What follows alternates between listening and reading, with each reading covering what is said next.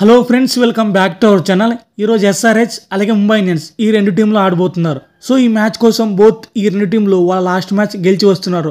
SRH team Punjab team మీద 245 పరుగుల భారీ టార్గెట్ గెలిచి వస్తుంటే Mumbai Indians team last match Delhi Capitals team మీద 12 పరుగుల తేడాతో గెలిచి వస్తున్నారు. కాబట్టి ఈ రెండు టీంలో మంచి విన్నింగ్ మూమెంట్తో అయితే వస్తున్నారు. ప్రజెంట్ పాయింట్స్ టేబుల్లో ఈ రెండు టీంలో బాటమ్ ప్లేస్లో ఉన్నారు. ముంబై టీం 7th ప్లేస్లో ఉంటే వేరాజ్ ఎస్ఆర్హెచ్ టీం 9th ప్లేస్లో ఉన్నారు. సో ఈరోజు జరగబోయే మ్యాచ్ అయితే ఇద్దరికి చాలా అంటే చాలా ఇంపార్టెంట్. అయితే ఈ మ్యాచ్ ఆడబోయే venue, pitch report, head to head records, ground stats, playing 11 ఇలా ఈ మ్యాచ్ యొక్క ప్రీవ్యూ మొత్తం తెలుసుకుందాం. ముందుగా ఈ మ్యాచ్ ఆడబోయే స్టేడియం యొక్క వెన్యూ చూసుకుంటే వాంఖేడేలో స్టేడియం ఆడుతున్నారు. సో అయితే వాంఖేడే స్టేడియం యొక్క పిచ్ రిపోర్ట్ చూసుకుంటే ఇది ఒక completely batting friendly surface. Red soil పిచ్లో బౌన్స్ ఉంటుంది కాబట్టి పేస్ బౌలర్స్ మంచిగా పేస్ జనరేట్ చేసి బ్యాట్స్మెన్కి బాగా ఎంజాయ్ చేస్తాడు. ఈ ఇయర్ 2010 చూసుకుంటే ఆర్సీబీ వాళ్ళు ఫస్ట్ బ్యాటింగ్ చేసి 227 పరుగులు చేశారు. ఎంఐ వాళ్ళు 209 పరుగులు చేస్తూ ఓడిపోయారు. దీన్ని బట్టి అర్థం చేసుకోవచ్చు ఇది complete batting friend week. Last match దాదాపు 530 పరుగులు వచ్చాయి రెండింగ్స్ కలిపి. అందుకు అయితే రేపు ఈ జరిగిపోయే మ్యాచ్లో మనం అన్డౌటెడ్లీ హై స్కోరింగ్ గేమ్ అయితే ఎక్స్పెక్ట్ చేయవచ్చు.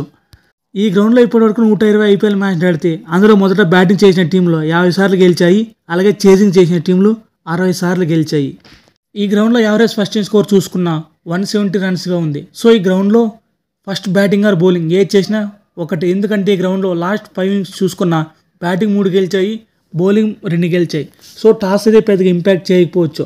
ముంబై అలాగే SRH head to head record చూసుకుంటే మొత్తం 23 మ్యాచ్లు ఆడితే ముంబై టీం 13 సార్లు గెలిచింది, అలాగే ఎస్ఆర్హెచ్ టీం 10 సార్లు గెలిచింది.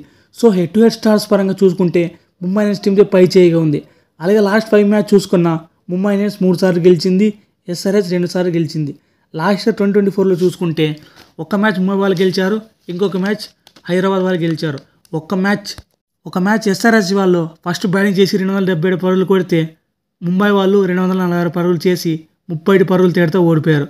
దీన్ని బట్టి చూస్తే రేపు మనం డెఫినెట్గా హై స్కోరింగ్ గేమ్ని కంపల్సరీ ఎక్స్పెక్ట్ చేస్తాం.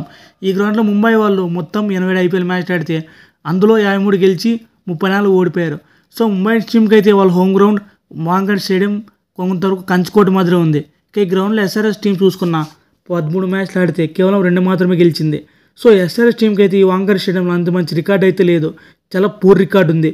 సో ఎస్ఆర్హెచ్తో కంపేర్ చేసుకుంటే ముంబై టీం ఈ వాంఖేడే స్టేడియంలో చాలా మంచి రికార్డు ఉంది. ఇప్పుడు ఈ రెండు టీంల యొక్క స్క్వాడ్స్ గురించి తెలుసుకుందాం.